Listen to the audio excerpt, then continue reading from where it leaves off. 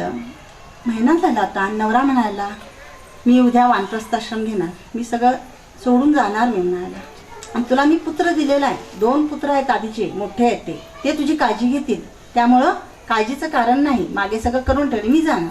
ती म्हणते काय, मी तुमच्या मागून येणार, मला तुमच्याबरोबर राहायचं आहे. तर ते पती जो आहे ना तो सांगतोय की तुला जमणार नाही, मी नेसत्या वस्त्रांशी जाणार आहे, तुला जमणार नाही ते. मी सद्गुरूंच्या धामात म्हणजे वृंदावनला मी जाणार, भगवंताच्या धामात, आणि सद्गुरूंच्या आज्ञेने मी जातोय. माझ्याबरोबर तुला जमणार नाही, काट्याकुट्यांचा मार्ग आहे, अडीअडचणींचा मार्ग आहे, मी नेसत्या वस्त्रांशी जाणार, प्रसंग कसा येईल माहीत नाही, तुला जमणार नाही, तू येऊ नको, तू घरात थांब, तुला काही सक्ती नाही आहे. ती म्हणते नाही, जिथं पती तिथं मी नाही. त्याने अट घातली, यायचं असेल माझ्याबरोबर तर मुलाला ह्या बरोबर, आत्ता जो महिन्याचा मुलगा आहे तोही घरात ठेवायचा. आता महिन्याचा मुलगा घरात ठेवायचं कसं?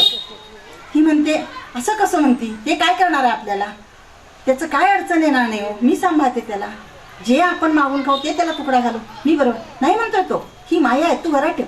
बरं म्हणते ती. दुसऱ्या दिवशी पहाटे ब्राह्ममुहूर्ताला उठलाय तो, 2ला उठलाय, आंघोळ केले, निघाला.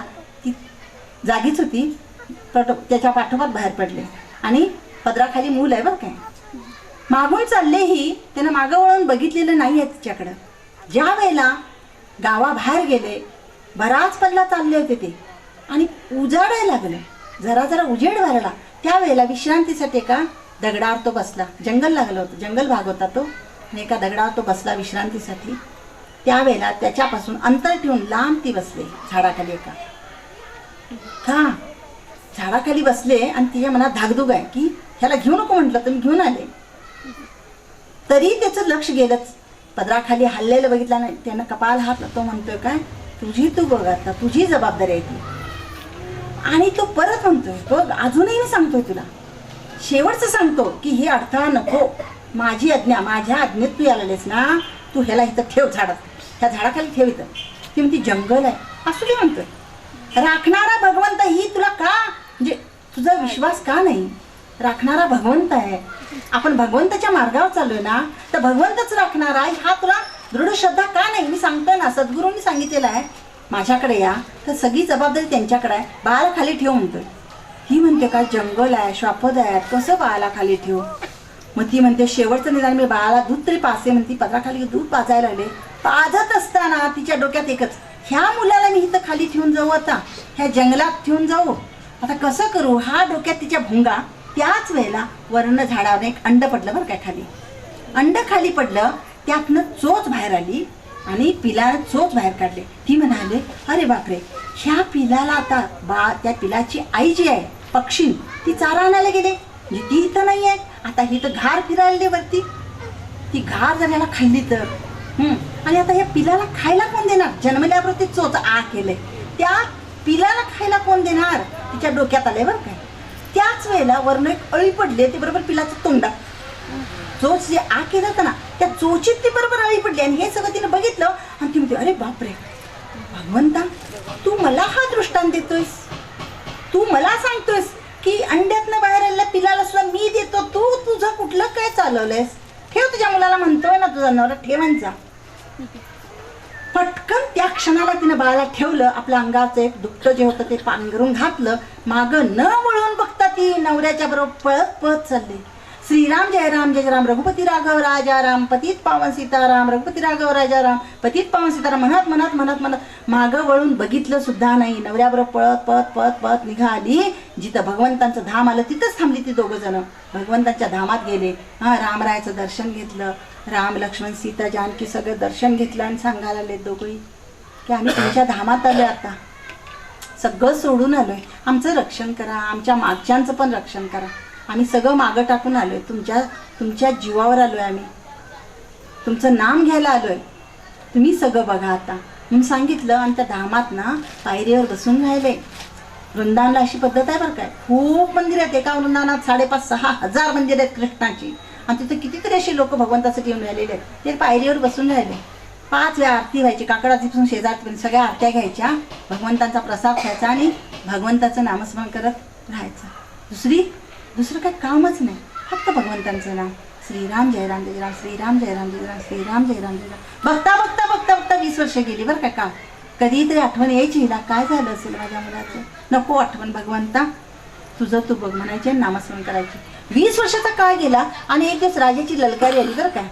राजा येताना लवाजमा घेऊन येतो ना, आणि मग त्याचे आधी जी माणसं येतात ना ती सांगतात, अमुक अमुक राजा, गावचा जे संस्थानचा राजेसाहेब येत आहेत, हां बा मुलायजा काय ते म्हणतात ना, तसं ते ललकारी द्यायला येतो. आणि त्याला तो नाव सांगायला लाय राजाचं, की अमक्या संस्थांचे राजा आहेत ते, आणि ते राजे येत आहेत त्यांच्या कुटुंबासह, त्यांचा राजपुत्र पण बरोबर आहे, त्यांची कुटुंब पण बरोबर, असं तो सांगायला लाय. त्यावेळेला हे दोघं नवरा बायको ऐकतात, ते त्यांच्याच संस्थांचे राजा होतात. ते काय म्हणतात की आमच्या संस्थांचे राजे यायला लागले, पण त्याला मुलबाळ नव्हतं. त्या आमच्या संस्थांच्या राजाला निपुत्रिक होता तो. मग हे तर राजपुत्र म्हणायला लागलेत. मग राजपुत्र दत्त घेतला वाटतं हे मी, राजानं दत्त घेतलं वाटतं, कुणाला ते दत्त घ्यायचं चाललं होतं बघा. तो जो राजा होता ना त्याला निपुत्रिक असल्यामुळं त्याला कुणाला दत्त घ्यायचं. राजाची संपत्ती म्हणजे मोठं काम ना. तुमचं आमच्या घरात सुद्धा कुणाला दत्त घ्यायचं झालं तर किती विचार करतो, माहेरचा घेऊ का नवऱ्याकडचा घेऊ, विचार करतो का नाही. मग इथं तर राज्याला वारस पाहिजे, राजकारभार करणारा राजा पाहिजे, तर चिकित्सा करणार असतो. कुणाला राजा करायचा आता हे ज्यावेळेला प्रश्न आलाय, ज्यावेळेला आमच्याकडे समस्या असते त्याला सद्गुरूंचं चरण धरावं. त्या राजानं तेच केलं. ज्यावेळेला त्याला प्रश्न पडला की कुणाला मी राज्यावर बसू माझ्या मागे, त्यावेळेला त्यांनी सद्गुरूंना सल्ला विचारलाय. सद्गुरूंनी सांगितलं, राजा तू राजवाड्यातून ब्राह्मण मुहूर्ताला जा आणि नामस्मरण करत चालत असताना पहिल्यांदा तुला तान्हा मूल दिसेल, त्याला आण तू वाढव आणि त्याला राजा कर. त्याप्रमाणे जंगलात जाऊन ज्याला राजा गेला तो त्याला हे झाडाखाली बाळ मिळालं, त्या बाळाला आणून त्यानं मोठं केलं होतं आणि त्याला राजा केला होता. तोच मुलगा ह्यांचा राजा झाला होता. ते बरोबर त्या बाप जो होता ना, बापाला किंवा आईला 20 वर्षांनी मुलगा ओळखता येतो का, ओळखता येत नाही, ओळखता आलं नाही. पण ती म्हणते माझा मुलगा जो सोडून आले भगवंता एवढा झाला असेल नाही, असाच होता तो. तिच्या नवऱ्याने काय केलं, तिच्या नवऱ्याची प्रगती जास्त झाली ती नामस्मरणामध्ये. 20 वर्ष नाम झाल्यामुळं ध्यानात दृष्टीसमोर दृश्य यायचं, त्याला दृश्य आलं दिसलं, तोच मुलगा आहे जो आम्ही सोडला होता. तो म्हणतोय बायकोला, तुला सांगू का म्हणाला एक गोष्ट, 20 वर्षापूर्वी जो मुलगा तू झाडाखाली ठेवली होतीस ना, तोच मुलगा आहे. तू आणि मी जर संसार केला असता आणि त्या मुलाला जर वाढवायचं ठरवलं असतं तर राजा करू शकलो असतो का. इतर मुलांना आपण जे केलं तेच केलं असतं, कुणाला दुकान घालून दिलं, कुणाला शेत लावून दिलं, ह्या मुलाला हे तेच केलं असतं, राजा करू शकलो नसतो म्हणायला. पण बघ म्हणाला, नामाच्या आधारावर सद्गुरूंच्यावर भक्तीवर त्या मुलाला सोडलं, तेव्हा सद्गुरूंनी धरलं आणि त्याला राजा केलेला आहे. जेव्हा आम्ही सोडतो ना, चिंता सोडतो ना, तेव्हाच घेणार ते नाही. हो तुम्ही माझी काळजी, मी काळजी, माझा प्रपंच सोडतच नाही तर ते घेणार कसं. ते म्हणाले माझ्याकडे द्या, मी फक्त तुझी चिंता तू नाम घेऊन सांगायला आले, तर आम्ही आमचं असं धरलंय, ते कसं करणार आम्हाला कृपा. त्यांनी राजा केला किंवा त्या मुलाला, सोडलेल्या मुलाला राजा केला, सोडलं तेव्हा धरलेलं आहे त्यांनी.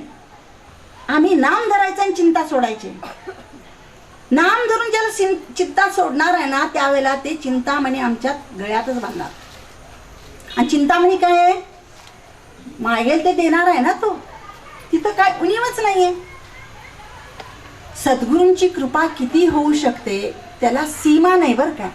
आणि त्रिभुवन सत्ता सद्गुरूंची आणि त्रिभुवनाच्या बाहेरही सत्ता सद्गुरूंची मी सांगत असताना पुण्यात घडलेली एक घटना सांगते. बिडकर महाराज होते त्याला काहीतरी, हां, आणि त्यावेळेला गावाबाहेर एक मंदिर होतं, गणपतीचं गणेशाचं मंदिर होतं. आणि पूर्वीची सद्गुरूंचा काळ जो आहे ना, बघा तुम्ही टेंबे स्वामींच्या काळातले जे साधक आहेत, किती कठोर परीक्षा घेतलेला आहे तो साधक. टेंबे स्वामींची सुद्धा किती त्यांचं चरित्र, संतांची चरित्र वाचावीत, त्यांच्या किती कठोर सद्गुरू. आपल्या सद्गुरूंची तुकामाईने किती कठोर परीक्षा घेतले, तशी काहीतरी परीक्षा आमची घेत आहेत का हो महाराज, काहीतरी परीक्षा घेत आहेत काय. तरी आम्ही का म्हणतो असं की माझं असं का, म्हणून काय बोलायला आम्हाला हक्क आहे का. तिथं मागायच्या आधी सगळ्या गोष्टी व्यवस्थित मिळत असताना सुद्धा आम्ही का तक्रार करायची, का न तक्रार करता नाम काय होणे मुखात. खरं म्हणजे इतकं छान झाल्यानंतर सुद्धा महाराज महाराज राम राम एवढंच तोंडात यायला पाहिजे. बघा त्यावेळेला एक मनुष्य होता, तो बिडकर महाराजांचा काय ती अनुग्रहित होता, आणि त्याला महिन्याला 1 रुपया पगार होता म्हणे, आणि 10 माणसं खाणार होती म्हणे. 1 रुपया म्हणजे तो राणीच्या चांदीचा काहीतरी, आणि त्यात खरंच सगळं त्या 1 रुपयात भागत 10 माणसाचं. त्याला वाटायचं की थोडा पगार वाढला तर बरं होईल, म्हणून त्याला कोणते सांगितले की गावाबाहेर जो गणपती आहे तिथं जाऊन तर तुम्ही संकष्टी चतुर्थी अंगारिका जी येते ना त्यावेळेला रात्रभर जर तिथं जाऊन उपासना केली दिवसभर आणि रात्रभर तर गणपती बाप्पा सगळं आपल्या इच्छा पूर्ण करतात असं कोणी सांगितलं. आणि ते जाऊन उपासनेला बसले तिथं. एक दिवस झाला गणपती बाप्पा आलेच नाहीत. दुसरा दिवस गेला गणपती बाप्पा प्रसन्न झालेच नाही. तिसऱ्या दिवशी गणपती बाप्पा विचारलं का हो का बसलाय. गणपती बाप्पा विचारत माझं असं अशी इच्छा आहे तुम्ही सगळ्यांना प्रसन्न होता सगळ्यांची कामं करता तर माझी इच्छा आहे माझा पगार वाढवावा माझं भागत नाही आहे. तुम्हाला पगार पाहिजे तेवढा देतो सद्गुरूंची चिठ्ठी आणा.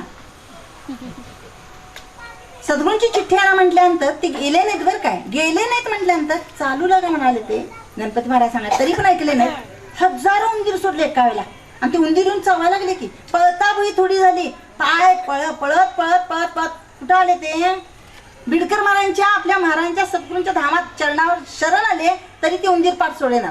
सद्गुरूंनी जेव्हा हात केला तेव्हा परत सगळे उंदीर गेले. सद्गुरूंनी प्रश्न काय केला काय पगारावरच गेला तर कोण तुला 1 रुपया देतो बघतो तुला 1 रुपया कोण देतोय ते बघतो. याचा अर्थ काय महाराजांनी सांगितलं की प्रपंचात आणि परमार्थात माझा जो झाला त्याच्या प्रपंचात आणि परमार्थात दोन्हीकडे माझी सत्ता चालते. आहे काय मागून उपयोग न मागता देणार आहे तो. याचा अर्थ काय देणार नाही तसं नाही आहे. न मागता सगळं देणार आहेत ते पण मागताना तुमच्या मागण्याला लिमिट राहील. तुम्ही राजा करू शकणार नाही मुलाला. इथं बघा त्यांनी राजा केला ना मग मागून का तुम्ही मागितल्यानंतर तेवढंच मिळणार हो त्याच्यापेक्षा जास्त मिळणार नाही आहे. मर्यादा आली तिथं. त्यांच्या देण्याला मर्यादा नाही तुमच्या मागण्याला मर्यादा आहे. तुम्ही मागताना मागून म्हणाल काय माझ्या मुलाला राजा करा पंतप्रधान म्हणताय काय इंजिनियर होते डॉक्टर होते एवढंच म्हणता की आमची धाव तेवढीच त्याच्या पलीकडे द्यायची त्यांची ताकद असताना आम्ही एवढंच मागतो म्हणून ते म्हणतात मागू नका म्हणायचं कारण ते आहे आम्ही समजूनच घेत नाही त्यांचं काय सांगणं आहे. सद्गुरूंचं जे त्यांचं सांगणं आहे ना शिकवण आहे सद्गुरूंची जी शिकवण आहे ती समजून आचरणात आणणं ते फार महत्वाचं असतं. सद्गुरूंची सत्ता किती काम करते त्याचं उदाहरण आणखीन घेऊया. विवेकानंद महाराजांचंच परत घेते मी.